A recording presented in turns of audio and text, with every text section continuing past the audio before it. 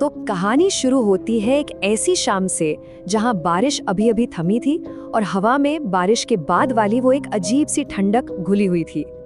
सड़क पर ना गीली मिट्टी की वही जानी पहचानी सी खुशबू थी। पास में जो चाय का ठेला था वहां वैसे तो रोज भीड़ रहती थी, पर उस दिन एक अजीब सी खामोशी थी।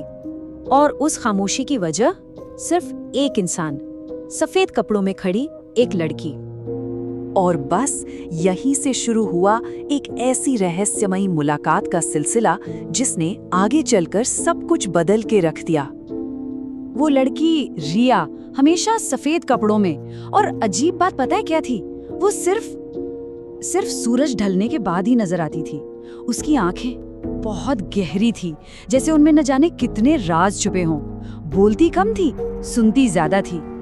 जब भी उसके बारे में कुछ पूछो ना तो बस मुस्कुराकर एक ही बात कहती थी, कुछ जिंदगियां अधूरी होती हैं। उस वक्त तो ये बात बड़ी फिल्मी, बड़ी शायराना सी लगती थी, पर किसे पता था कि वो असल में अपनी हकीकत ही बता रही थी। तो मुलाकातें बढ़ने लगी और उनके साथ बढ़ने लगे कुछ अजीब से इशारे जो शायद आने वाले किसी बड़े खौफ का संकेत दे रहे थे। जैसे जब भी वो पास होती, हवा अचानक ठंडी हो जाती। उसका हाथ छूने पर ऐसा लगता जैसे बर्फ को छू लिया हो। और सबसे अजीब थी उसकी मुस्कान।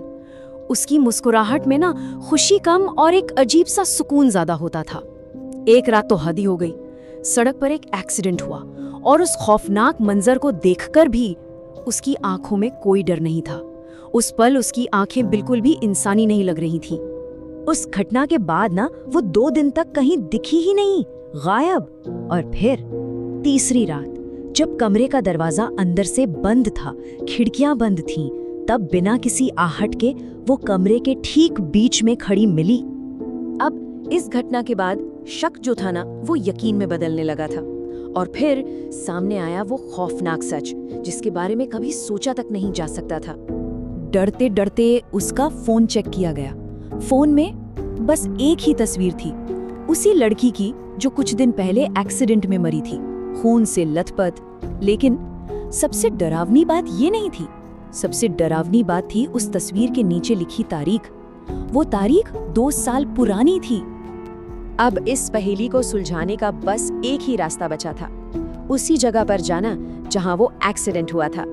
उस एक्सीडेंट वाली जगह के पास ही एक छोटा सा कब्रिस्तान था और वहां एक कब्र पर साफ साफ लिखा था, रिया, मृत्यु 2 साल पहले।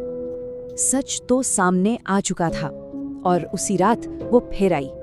लेकिन इस बार वो पहले वाली रिया नहीं थी। इस बार उसकी आंखों में प्यार से ज्यादा एक अजीब सा अधिकार था, जैसे कब्जा करने वाली चाहत।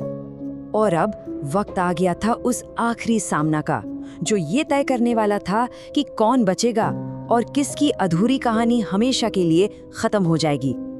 उसने धीरे से कहा, मैं मर चुकी हूँ पर मेरा प्यार जिंदा है। और ये कहते ही उसका चेहरा बदलने लगा। उसकी गर्दन एक अजीब से एंगल में मुड़ी और आंखें पूरी तरह काली हो गईं। और फिर कमरे का मंजर भयानक हो गया। मेज, कुर्सी, किताबें, सब कुछ हवा में उड़ने लगा। दीवारों पर लगे शीशे एक एक करके खुद ब खुद टूटने लगे। किसी तरह वहां से जान बचाकर एक तांत्रिक तक पहुंचा गया।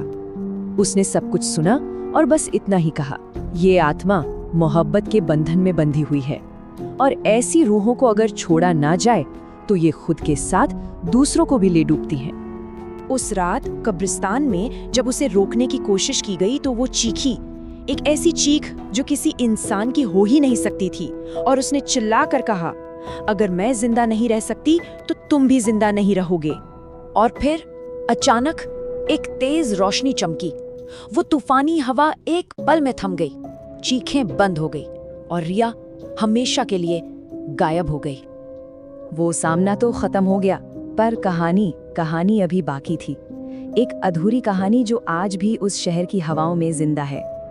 अगली सुबह जब वो बेहोश मिला तो उसके सीने पर खून से सिर्फ एक ही नाम लिखा था, रिया। एक ऐसा निशान जो शायद कभी मिटने वाला नहीं था। कहते हैं उस दिन के बाद वो शहर छोड़ दिया गया, पर आज भी जब कोई उस चाय के ठेले के पास खड़ा होता है तो उसे अपने पीछे किसी के होने का एहसास होता है। और कभी-कभी कान के बिल्कुल पास एक ठंडी सी सरगोशी सुनाई देती है, तुमने वादा किया था। कहते हैं वो आज भी वहीं किसी का इंतजार कर रही है, और जो कोई बस एक बार उसकी आंखों में आंखें डाल के देख ले, उसके आगे की कहानी कोई नहीं जानता।